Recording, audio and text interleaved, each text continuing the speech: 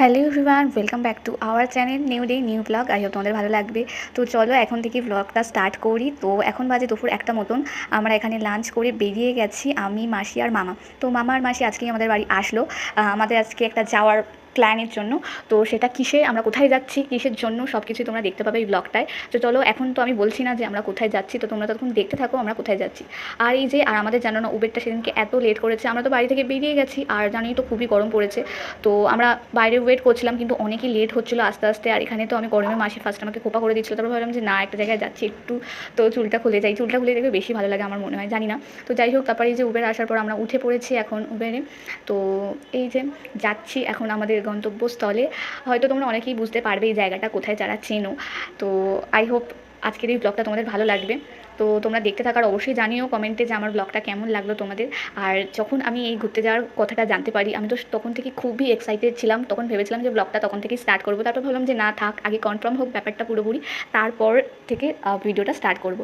তো এই যে এখন থেকেই যাওয়ার সময় ভিডিওটা স্টার্ট করে দিলাম। আর আজকে বলতে পারো আমি খুবই এক্সাইটেড আছি। কেন কি বলতে পারো, এটা আমি প্রথমবার যাচ্ছি যেখানে যাচ্ছি, আর প্রথমবার দেখতে চলেছি সামনাসামনি। তো সবসময় টিভিতেই বলতে পারো দেখতে থাকি, তো সামনে এই প্রথমবার দেখবো, তার জন্য তো আমি খুবই এক্সাইটেড আছি যখনই শুনেছি এই কথাটা। তো কাল রাত থেকে খুব এক্সাইটেড ছিলাম। তো মামাকে জানালাম, মামা কনফার্ম হলো আসতে পারবে কি না। আর সেই মতো টিকিটও নিয়ে আমরা চলে এসেছি। তোমরা নিশ্চয়ই অনেকেই বুঝতে পেরেছো যে আমি কোথায় চলে এসেছি। হ্যাঁ, এটা হচ্ছে আমাদের কলকাতার ক্রিকেট স্টেডিয়াম, ইডেন গার্ডেনে।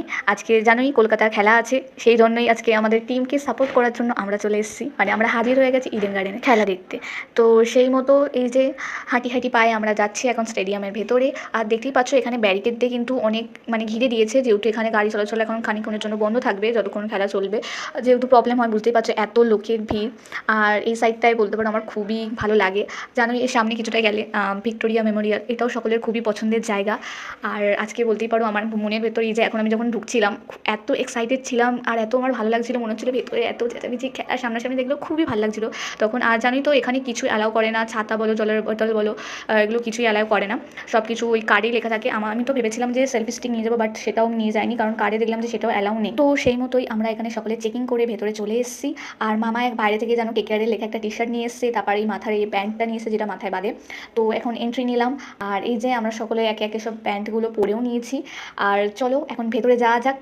আর আমাদের একটুখানি এ গেছিলো। আর ভেতরে হ্যাঁ জানোই তো, বললাম যে বোতল অ্যালাউ করে না, ওই জন্য এখানে পাউচে করে যে জল আছে সেগুলো আমরা এখান থেকে এখন নিয়ে নিচ্ছি। জানোই তো এত গরমের মধ্যে, ওই জন্য জলটা নিয়ে এখন যাচ্ছি উপরে। আর আমাদের একটুখানি আগে খেলাটা স্টার্ট হয়েছে, তো ওই জন্য দৌড়াতে দৌড়াতে আরও যাচ্ছি।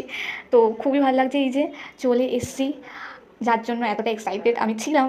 আর খুবই ভালো লাগছে, দেখতেই পাচ্ছ খেলা এখানে শুরু হয়ে গেছে।